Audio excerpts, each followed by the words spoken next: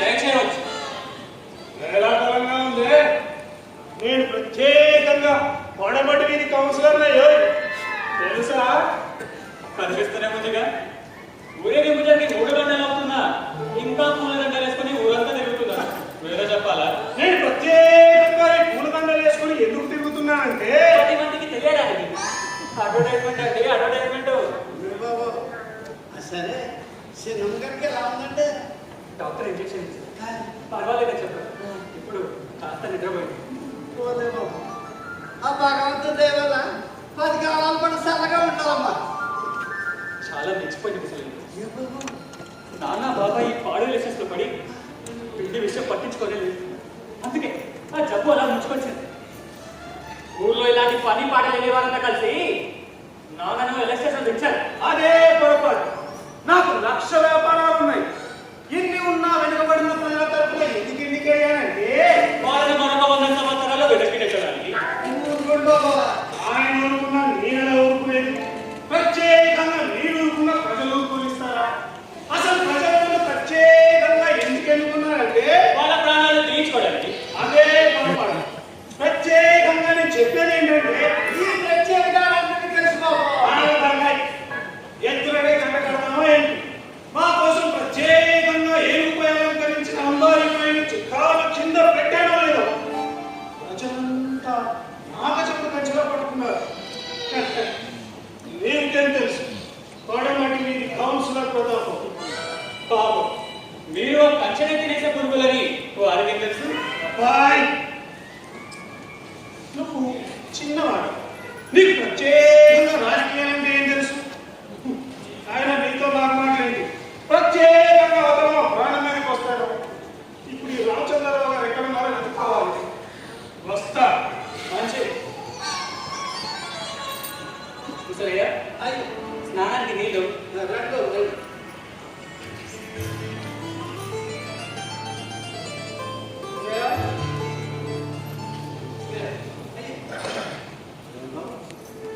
సినిమాకి ఎలా ఉందండి? అమ్మాయి జీవించే ఆశ ఇచ్చాను. పైకి అలాగే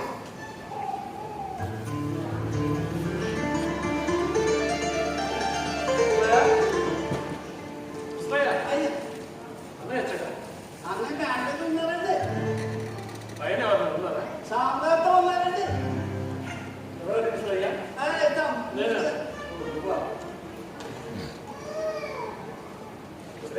ఇంకో కాపీ అలాగే అక్కల అమ్మాయికి ఎలా ఉందా? దాని గురించి కాదు, నీతో ఒక ముఖ్యమైన విషయం మాట్లాడడానికి వచ్చాను. చెప్పు. రైలు పట్టాలు అవతల ఉన్న మూసిపేట ప్రజలు నా దగ్గరికి వచ్చాను. అదా తర్వాత రైలుపేటని తీసామని చెప్పారుగా. అది ఎప్పటి నుంచో అందరూ తీసుకున్నాను. అంటే అక్కడ పేద ప్రజలు రైలు తీసినంత మాత్రాన ప్రజల ఆరోగ్యం బాగుపడుతుందా ఉద్దేశం. అక్కడ నివసించే ప్రజలకు భారీ సరిగా అదిగాక ఆ పేటలో మృతంగా అక్కడే చేయండి. సంవత్సరం పట్టున అతివ్యాధులు వ్యాపిస్తుంది. ఊరంతా మురికి లేని దగ్గర ప్రతి చోట ప్రతి వార దుర్గంధంగా. అసలు ఆరోగ్య శాఖ అధికారులు సక్రమంగా పనిచేస్తే ఈ అంటువేద సమస్యలు ఉంటాయి. కానీ కారణం అది కాదు. పోయిన ఎలక్షన్లో మీ కౌన్సిలర్లకి మా వార్డు ఓటు వేయలేదని వాళ్ళే చేయమని అంటున్నారు. ఆ విషయం నాకు తెలియదు. విచారిస్తారు. అంటే మీరు విచారించేదాకా వాళ్ళు ఆగుతారా? నన్ను ఏం చేయమంటారు? మనం వేరే కట్టిన స్థలం ఇప్పించండి. అది కావాలంటే చాలా టైం పడుతుంది. ఆలోచిస్తాం. అంటే అప్పటిదాకా ఆ గంట పిల్లలతో ఎక్కడికి బాధపడతారు? ఇదంతా కక్ష వాయించడానికి ప్రభుత్వం ఏం చెయ్యాలో నువ్వు నాకు చెప్పాల్సిన అవసరం లేదు. అంత నిరంకుశత్వం పనికిరాదన్నయ్య. ప్రభుత్వం అంటే అంత నిర్లక్ష్యం పనికిరాదు. అంటే అధికారం ఉండదు కదా అని పేద ప్రజలకు అన్యాయం చేస్తారా? పేద ప్రజల పేరు చెప్పి మీ పార్టీని బలోపేతం చేసుకుంటారా? మీ పార్టీ గురించి కాదన్నయ్య. అలాగే మానవ హక్కుల గురించి మీ హక్కులకు కొన్ని హక్కులు ఉండాలి. మీరు మీ అధికారాన్ని సద్వినియోగం చేసుకోవాలి. చెప్పావుగా అంత. కానీ వెళ్లే ముందు ఒక్క మాట, ఆ రైలుపేట ప్రజలకు వేరే చోట స్థలాలు ఇచ్చే వరకు రైలుపేటను ఖాళీ చేయించవద్దని సత్యాగ్రహం చేస్తున్నాను. ఇలాంటి సత్యాగ్రహాలకు పనిలు కావు. మీ అధికారం శాశ్వతం కాదు. శాశ్వతం అనేది ఏమీ అనుకోవట్లేదు. అలా అనుకుంటే అన్యాయం చేయరు. అది నీ గడవసరం. అవమానిస్తున్నావు, హత్తులు మేరుతున్నావు. మీరు ఆవేశపడకండి. నువ్వు నా తమ్ముడవైపోయావు, నువ్వు నా అన్నయ్య అయిపోయావు. ఇంకా వచ్చి అడ్డించాను. ఏనాడో ఈ కుటుంబంలో ఏర్పడ్డ పగలు ఈ రోజు కూడా తగ్గలేదంటే నాకు చాలా బాధగా ఉంటుంది. ఎందుకైనా మంచిది మీరు కొంచెం జాగ్రత్తగా ఉండండి. మాట్లాడాలంటే వాళ్ళకి చిరేస్తాను. గతించిన కుటుంబాలకు ఇప్పుడే ప్రజల సమస్యకి ముడేస్తావా? అసలేనా నువ్వు ఊరుకో. ఒకసారి వాళ్ళ గురించి ఆలోచించనయ్యా. వస్తా.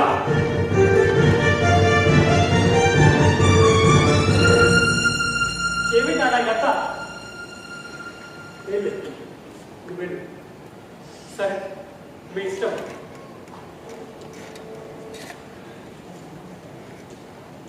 ఒక్కసారి వాళ్ళ గురించి ఆలోచించనయ్యా. వాళ్ళ గురించి ఆలోచించనయ్యా. ఆలోచించనయ్యా.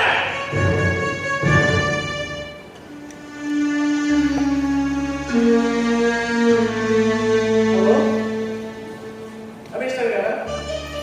నమస్కారం. రైల్వే స్టేషన్ పక్కన మూసిపెట్టేది గుడిసెలు దౌర్జన్యంగా తీసేస్తున్నారు. వాళ్ళకి ఇంకొక దగ్గర స్థలాలు చూపెట్టేదాకా ఆ కార్యక్రమం నాకు ప్లీజ్ నేను కూడా కనిపిస్తున్నాను.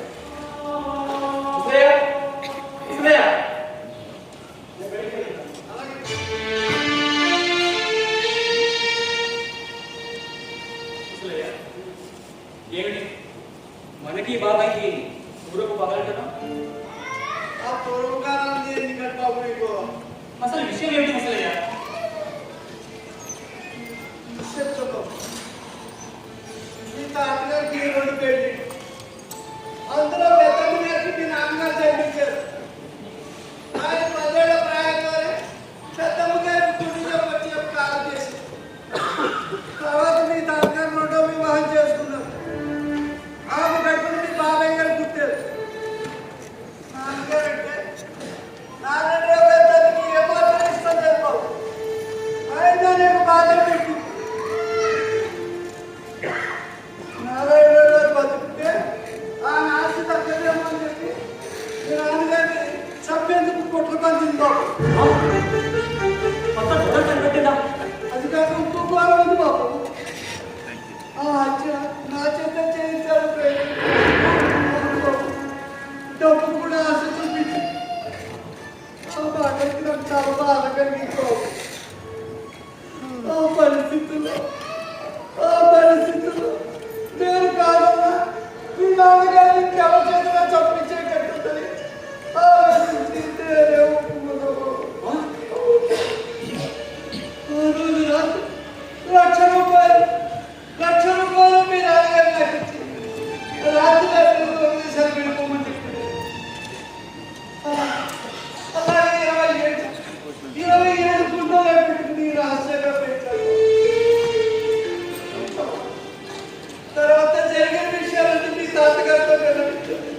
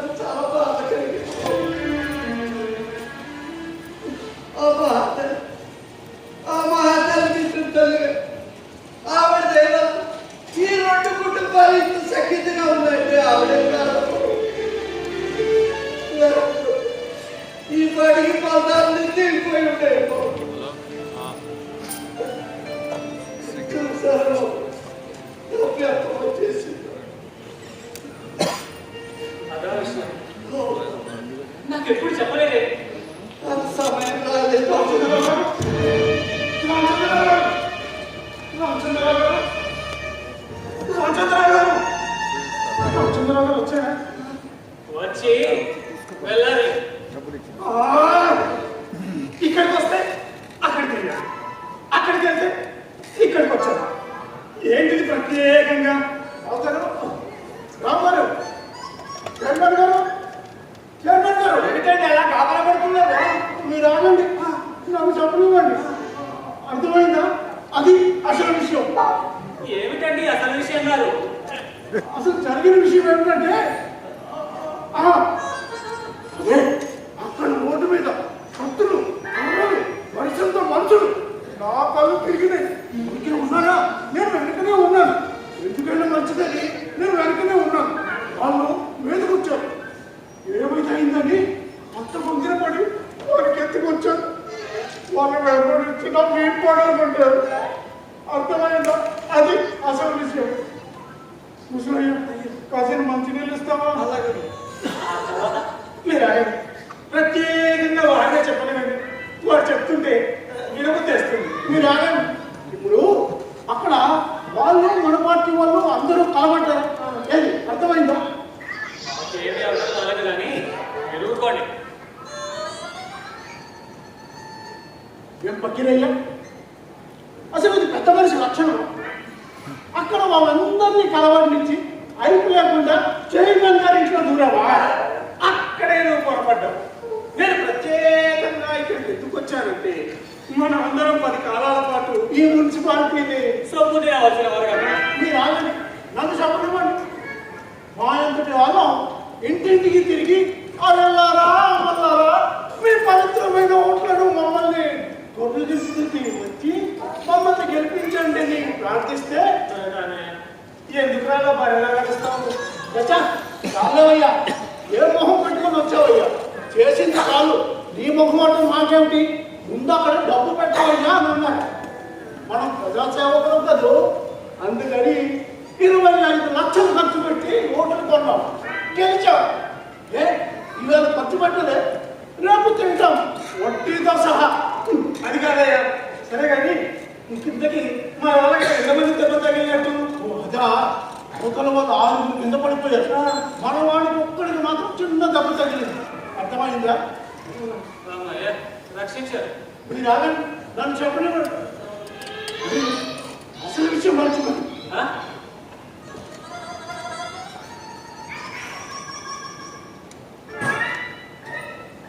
Hello hello police station.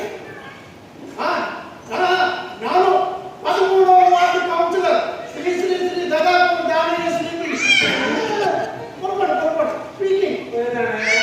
ప్రత్యేకంగా దగాకోరు అని ఇంట్లో చెప్పడం అవసరమా? కాలేవయ్యా, ఊరుకో, నన్ను మాట్లాడు. దగాకోరు దానయ్య స్పీకింగ్. అవుతారా? ఇన్స్పెక్టర్ గారు, పెద్ద దెబ్బలాట జరిగిందండి. మా బంధువుకి చాలా ప్రమాదం జరిగింది, పెద్ద దెబ్బ జరిగింది. అందుకని దయచేసి మీరు అదండి, నాకు చెప్పనివ్వండి. దయచేసి మీరు వెంటనే 4 నర్సులను తీసుకొచ్చి మందులో పోతే మా వాడు బతుకుని అంటున్నాడు. అర్థమైందా? అది అసలు సంగతి. ఇన్స్పెక్టర్ గారితో మాట్లాడుతుంది ఏంట్రా? అయ్యా ప్రభాకర్ గారు ప్రత్యేకంగా ఇంటికి ఎలా వచ్చిందంటే చెప్పకండి. ఇన్స్పెక్టర్ గారితో మందులు తెమ్మని చెప్తున్నాను. అదేమన్నా హాస్పిటల్ అనుకున్నావా? ఇప్పుడు మటుకు ఏమైపోయింది? హాస్పిటల్కి ఫోన్ చేసి ఇన్స్పెక్టర్ రమ్మని చెప్తాం. అయ్యా ఇన్స్పెక్టర్ గారు, పొరపాటు. అర్థమైందా? ఇప్పుడు మాత్రం నిజం చెప్తున్నానండి. అవతల వాళ్ళు 6 మంది మా వాళ్ళు చచ్చేటట్లు కొట్టారండి.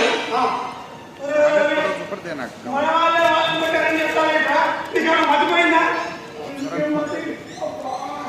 దాన్ని దెబ్బ తగిలినప్పుడు పోయింది మతి. ఇన్స్పెక్టర్ గారు, మా వాడికి ఒక్కడికి మాత్రమే చిన్న దెబ్బ తగిలింది. వాడికి ఏం పర్వాలేదు. ఒకవేళ వాడి ప్రాణాలకు ఏమైనా అవుతే నాది జవాబుదారి. అర్థమైందా? అది అసలు విషయం. ఇన్స్పెక్టర్ గారితో మనమే చైర్మన్ పార్టీ కొట్టమని ప్రోత్సహించి మనమే మన వాళ్ళని పోలీసుతో పట్టేయడం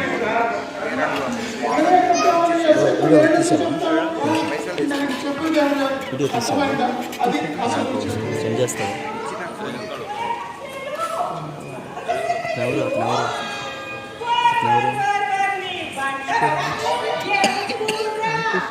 ఆర్టిస్ట్ ఏంటి నాకు తెలియదు. పాట ఏమంటే? సేవ్ చేసుకున్నాను సేవ్ ఏంటి? చేసి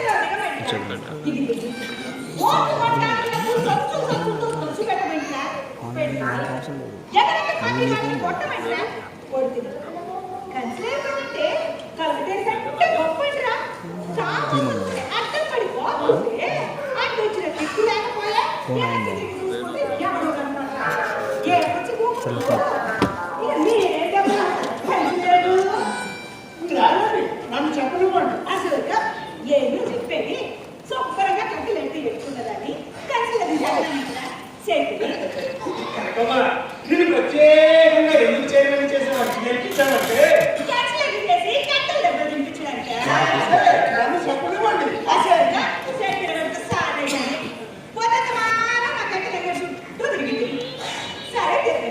క్రికెట్ కూడా ఉందా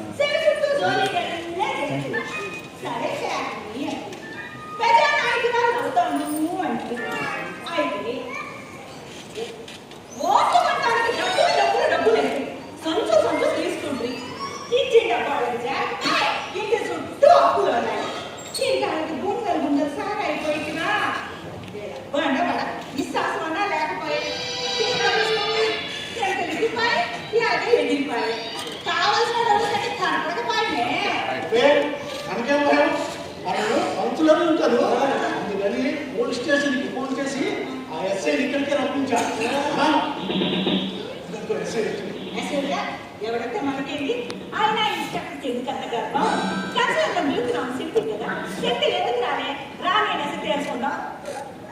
నమస్తే సాయి గారు. నమస్తే. రండి కూర్చోండి. మీరంతా మీకోసం ఎదురు చూస్తున్నారు. అయ్యా కాఫీ మాట అవసరం పర్వాలేదండి. ఇక్కడి నుంచి నాకు ఫోన్ చేసింది ఎవరయ్యా? ఇందాక మీకు ప్రత్యేకంగా ఎవరిని ఏం చెప్తాను? అసలుగా ఏం చెప్పేది పోలీసులు పిలుస్తాను పిలిపి ఎస్ఐ గారు వస్తాడు ఆయన వచ్చినాక ఏం చెప్పిండ్రు చెప్పారు మీ పార్టీ వాళ్ళు నారాయణ పార్టీ వాళ్ళు 6 కొట్టారు. ప్రత్యేకంగా ఇందాక మా దగాకోతారా మీకు ఎందుకు ఫోన్ చేశారంటే మీరు ఆగండి, నేను చెప్తాను. నన్ను చెప్పనివ్వండి. ఇన్స్పెక్టర్ గారు వాళ్ళు మమ్మల్ని కొట్టారని చెప్పబోయి మేమే కొట్టామని పొరపాటున నిజం చెప్పేశాను. అసలుగా నువ్వు చెప్పినా మా మంచిగా ఆ తగ్గ పారిపోయి ఏడకొచ్చి దూరుతావు ఏడొచ్చి పోలీసులు ఫోన్ చేసి ఇంకా చెప్పినావు గంటలు కనిపించినావులే తిరిగా ఇన్స్పెక్టర్ మా వాడి అక్కడ ఒప్పుకోబడింది కానీ అవును సర్దుకుపోదామని వచ్చాను. ఇంకా ఎవరైనా పాల్గొన్నారు కొట్లాడాలి? ప్రత్యేకంగా మీ కొట్లాటలో ఎందుకు పాల్గొనవలసి వచ్చిందంటే ఇన్స్పెక్టర్ గారు ఆ విషయం నన్ను అడిగారు, నేను చెప్తాను. ఇప్పుడు మా ఊరేగింపు ఉత్తరం బజారు పోయి మా ఎన్ఐటి పార్టీ వాళ్ళు ఎదురొచ్చారు. మా వాళ్ళు ఏదో సంతోషంతో చేయని కొట్టాడు.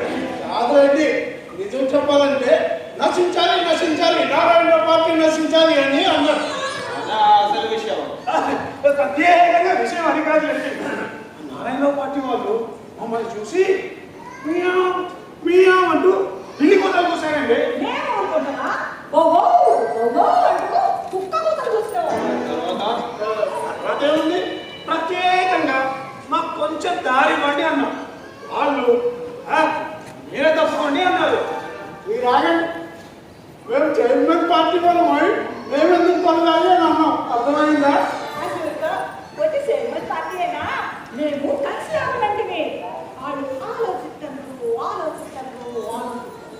ఏంటో ఇంకా ఆలోచిస్తారని వెనక్కి తిరిగినా మా కలిసి ఇద్దరు కట్టుకుంది ఏంట్రా ఇంకా వస్తారని ఎగిరి గుండెల్లో పెట్టినా గుండెలో పడరు గుమ్ములుంటుకుని కుక్క ఇన్స్పెక్టర్ గారు ప్రత్యేకంగా ఆవిడ చెప్పడంలో పొరపాటు పడింది కానీ ముందు నారాయణ పార్టీ వాళ్ళు మమ్మల్ని కొట్టారండి. అసలు మా సూచనలో మాట్లాడుతుంటే వాళ్ళు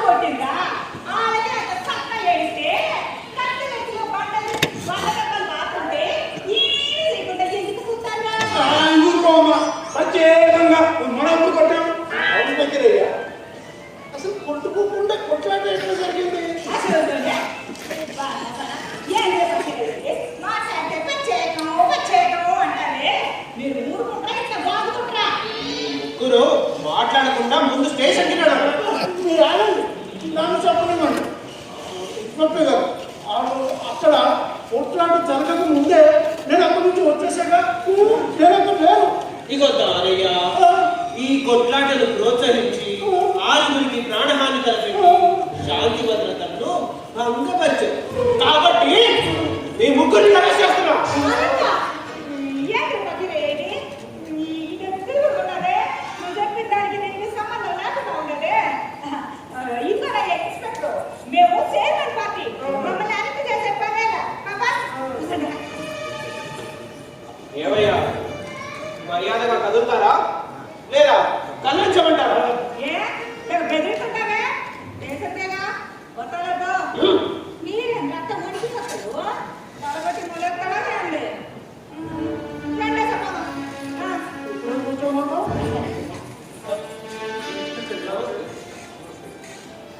ఊళ్ళో ఇంతకు ముందు జరిగిన కొట్లాట మీకు తెలిసే ఉంటుందండి. విచారించవలసిన విషయం. నేరస్తులు ఎక్కడున్నా, ఏ పార్టీ వాళ్ళు, ఏ ఇంట్లో ఉన్నా అరెస్ట్ చేయవచ్చు. ఈ ధర్మాన్ని మీకు నిర్వర్తించాలి. ధర్మమేమో చేయండి.